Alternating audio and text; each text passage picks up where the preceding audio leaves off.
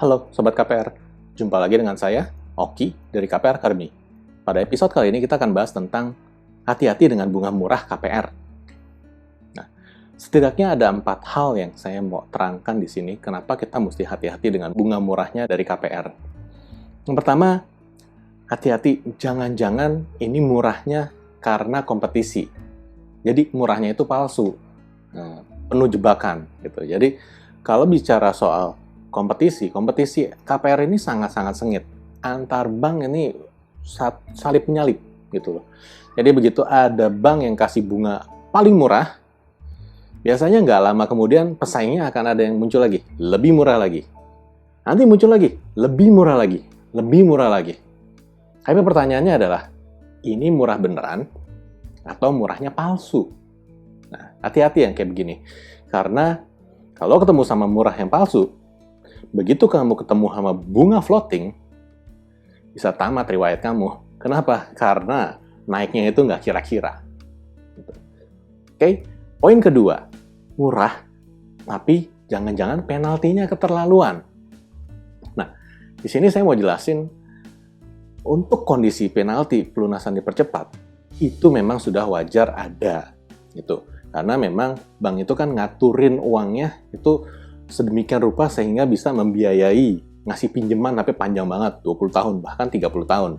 Nah, jadi kalau misalnya ada pelunasan dipercepat, karena bank udah mengalokasikan sedemikian rupa resources-nya, ya wajar saja kalau ada penalti pelunasan dipercepat. Cuma masalahnya adalah, kalau penaltinya keterlaluan, ya gawat juga.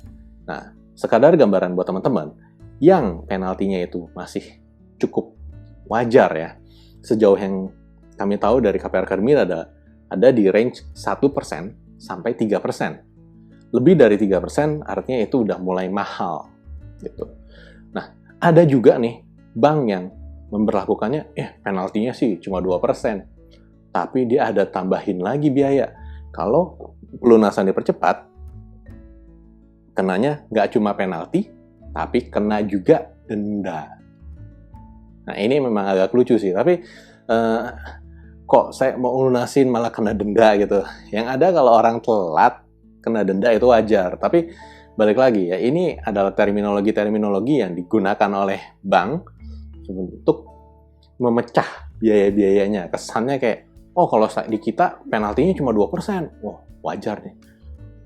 Pas kita mau tanda tangan perjanjian kredit, loh kok ini kalau saya pelunasan dipercepatnya ada denda? Ini apa lagi? Nah, itulah sebabnya teman-teman mesti benar-benar aware untuk kondisi-kondisi kayak gini.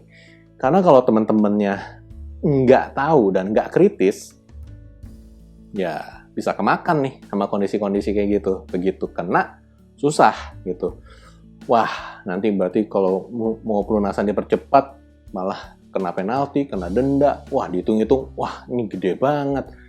Malah nggak jadi lunas deh. Nah, ini kan berabe gitu. Padahal kan sebenarnya kita nggak mau punya hutang lama-lama juga ya. Kalau memang kita ada kesempatan untuk bisa melunasi, ya kita pengen melunasi gitu. Tapi kalau ternyata kena biaya penalti maupun denda-dendanya ini yang agak-agak ya keterlaluan, ya itu kan jadi berat gitu. Nah, saya lanjut poin ketiga yang berikutnya adalah hati-hati bunga murah, tapi ada tambahan biaya bulanan. Kalau untuk KPR ini nggak wajar ada tambahan biaya bulanan. Administrasi bulanan KPR, nggak wajar. Yang ada administrasi bulanan itu biasanya di produk tabungannya, di buku rekening tabungan yang kita pakai buat bayar angsuran KPR. Nah, kalau ada di situ itu wajar. Tapi kalau dikenakannya sebagai administrasi KPR, nah, saya berani bilang ini agak kurang wajar. Kenapa? Karena kebanyakan bank nggak ada yang ngenain biaya itu selama ini. Jadi, ya kalau sampai tiba-tiba itu biaya muncul, ya teman-teman mesti agak hati-hati. Coba berhitung, ini kira-kira jadinya berapa nominalnya. Nah, poin terakhir terkait dengan hati-hati dengan bunga murah KPR adalah murah, tapi apa-apa kita dicas biaya gitu. Nah, ini kan yang kita mesti hati-hati juga nih. Jangan-jangan kesannya biaya kita murah di depan nih, atau bunganya murah, tapi tiap kali kita minta A, dicas lagi biaya, B, dicas lagi biaya, C, dicas lagi biaya. Nah, ini kan lucu ya, jadi kesannya kayak, oke, berarti kita di depan ini tadinya ditagih biaya sekian, itu sebenarnya belum meliputi seluruh biaya. Nah, jadi teman-teman mesti hati-hati nih, pada saat bandingin keputusan nih, nah, misalnya dapat keputusan KPR nih, SPPK dari Bank A dan Bank B, bandingin, Bank B ini kayaknya lebih murah nih secara biaya-biayanya. Tapi kenyataannya begitu dijalanin, mau minta kopi dokumen lah atau apa, itu kena biaya terus ya, lucu gitu. Tapi kalau untuk kopi dokumen, ini untuk yang pertama kali, biasanya itu bisa free, bisa gratis. Tapi kalau teman-teman mintanya lebih dari satu kali, bisa jadi memang ini akan dikenakan biaya, karena memang masing-masing bank ini melakukan administrasi dokumen-dokumennya itu berbeda-beda. Ada yang ya sebenarnya ditaruh aja di cabangnya, di kantor banknya, tapi ada juga yang dipindahin, disimpan di pihak ketiga dan sebagainya.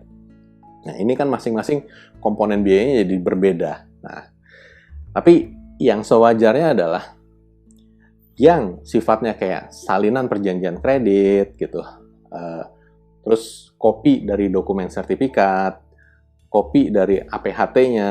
Nah, ini kan di awal kan kita udah tanda tangan semua dokumen tersebut, dan ini kan ada biaya notaris, ada biaya administrasi segala macam. Nah, ini wajarnya kita mendapat apa yang jadi haknya kita, yaitu porsi bagiannya kita, dokumen-dokumen salinan untuk kita pegang sebagai pihak yang berkepentingan juga terhadap perjanjian tersebut.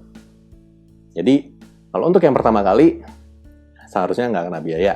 Tapi, kalau berikut-berikutnya, kalau sampai kena biaya, ya mungkin ini bisa dibilang wajar. Tapi kalau dikit-dikit kita minta apa gitu, ini kena biaya, ini kena biaya, ini kena biaya, ini kena biaya, itu mesti hati-hati juga. Jangan-jangan banknya emang jualannya retail di pecah-pecah gitu. Jadi, ya itu yang teman-teman perlu perhatikan lebih lanjut ya. Oke, sampai di sini dulu pembahasan kita kali ini. Kalau teman-teman suka dengan video ini, jangan lupa di-share ya ke teman-teman yang lain supaya lebih banyak yang tahu informasi yang penting ini. Terima kasih dan sampai jumpa di episode berikutnya. Bye!